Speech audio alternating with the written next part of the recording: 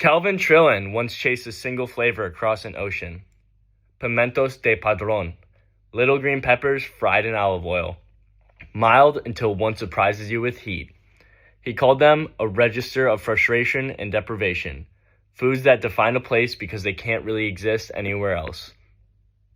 Sitting here at Pulperia Aguadina, we get what he meant. Galicia isn't about fancy plating or Michelin stars. It's about the connection between where food comes from and the people who share it. We ordered octopus Galician style, ear of pork, chorizo hash, fried squid, fried peppers, or what is called Trillion's writing, pimentos de padron, tomato bread, and soft Galician cheese. Every dish looks simple, but each one feels like a story of coastline fields and the kind of patience that comes from living close to both. The pepper I had surprised me with the amount of spice it had because the first couple weren't that spicy, but then when I bit into a random one, I got the peppers inside and it was actually really spicy and I liked it. What hit us the most about this food is how it isn't super fancy or crazy, but very tasty. Trillin writes about pilgrimage, about how people walk for miles to Santiago de Compostela, and how even peppers and octopus became symbols of devotion. Eating here feels like a part of that same ritual. The pimentos de padron are unpredictable. Some of them are pretty spicy, some of them are more sweet, and that randomness somehow feels like Galicia itself. Honest and never in a rush to impress.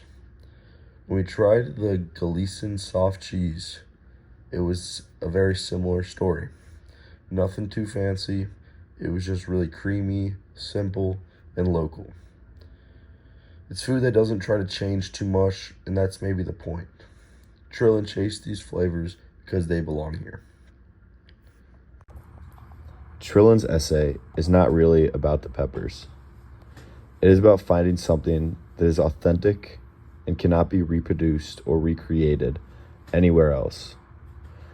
The octopus Galician style that we ordered at the restaurant is boiled, sliced, and sprinkled with paprika, salt, and drenched in olive oil. That's it. But the secret is in the water. The same Atlantic that has fed the region for centuries. The ear of pork is the opposite of nice and fancy. It is about using the whole animal, wasting nothing, and turning what was once survival into pride and tradition. Even the fried squid and tomato bread carry the same message. They are everyday foods, but here they are made with care and turns ordinary ingredients into long-lasting memories. It is what Trillin found in Galicia, that the flavor of a place is also the flavor of its people. What makes Galician food special isn't just about how it tastes, it's how it carries history. This region has always been a meeting point. Celts, Romans, Moors, and pilgrims all passed through here. You can feel that mix in the food. The Romans brought the olive oil. The Celts left their love for the sea, and the pilgrims, walking to Santiago de Compostela, carried new spices and stories that ended up on these same plates. And somehow Galicia stayed in its own path. Even after centuries of people coming in, the food didn't change too much. The seafood, the bread, peppers, and wine are very simple and amazing. It's not about wealth or status, it's about memory and survival. From the ancient pilgrims to the modern travelers, Galicia's table has always told the exact same story. Simple food shared with care in a land that refuses to forget where it came from.